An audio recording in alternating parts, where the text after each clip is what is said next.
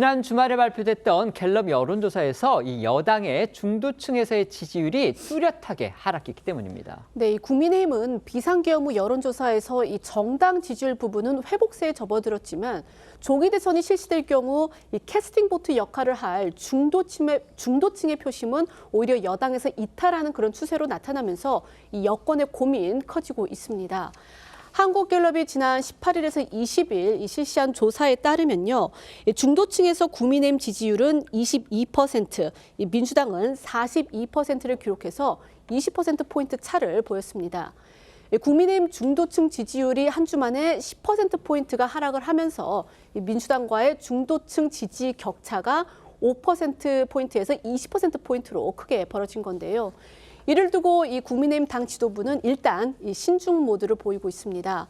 권성동 원내대표는 어제 국회에서 연 기자간담회에서 이 여론조사 결과를 겸허히 수용한다면서도 한 번의 여론조사로 추세를 평가하기는 적절치 않다고 밝혔습니다.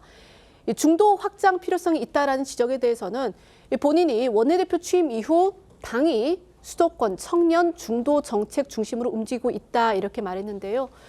관련해 신동욱 수석 대변인은 오늘 한 라디오 방송에서 여당이 그간 이 공수처 수사의 부당성이나 헌재의 절차적 부당성 등에 대해서 주장을 해오면서 중도층에 대한 메시지가 충분하지 않았다 이렇게 밝히기도 했습니다. 신 대변인 목소리 들어보시죠.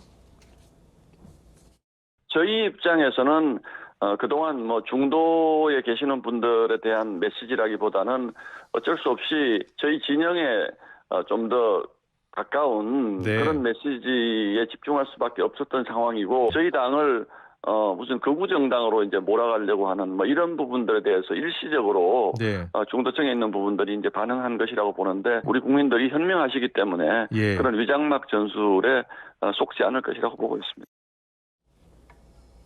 여권이 이처럼 적극적으로 중도층에 어필하는 메시지나 전략을 내놓지 못하는 이유로는 탄핵에 부정적인 전통 보수 지지층을 의식해 대통령 탄핵을 전제로 하는 조기 대선을 공개 언급하지 못하고 또 그 준비를 드러내놓고 하지도 못하는 일종의 딜레마가 첫손에 꼽히죠.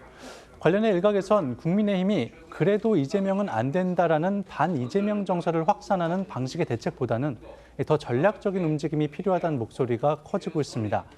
조기 대선 모드에 돌입한 여권 잠룡들 사이에선 이제라도 지지층을 확장해 조기 대선 가능성에 대비해야 한다는 목소리가 나오는데요. 안철수 의원은 어제 국회 기자회견에서 민주당이 중도층 공략에 열을 올리고 있다며 이대로 두면 당이 위험하다고 말하기도 했고요.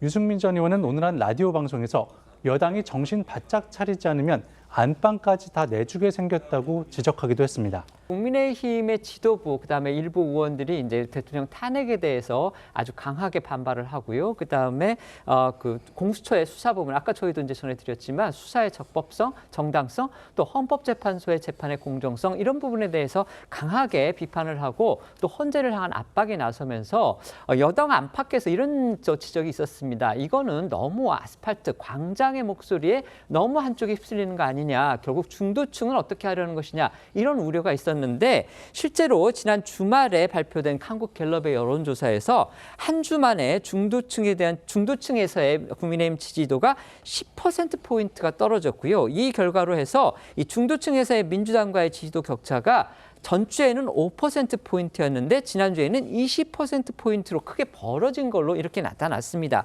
결국 그 당 안팎에서의 중도층은 과연 어떻게 하려고 이러느냐 이 우려가 현실로 나타났다 이렇게 볼 수도 있겠는데요. 이 상황은 또 어떻게 평가하시겠습니까? 제가 2019년으로 기억이 됩니다. 당시에 정말 황교안 대표 시절에 장외 집회를 굉장히 많이 했어요. 또 많은 인파가 몰렸습니다. 그러면서 우리 총선 200석 한다 이렇게 아주 자신만만했습니다. 결과는 103석이었습니다. 결국은 이렇게 장외에 있는 목소리만 따라가다가는 결국 그런 결과가 나온다는 걸 이미 경험했지 않습니까? 윤상현 의원이 나와봐라 이야기를 하지만 글쎄요. 거기에 나오신 분들 굉장히 저는 의미 있다고 봅니다.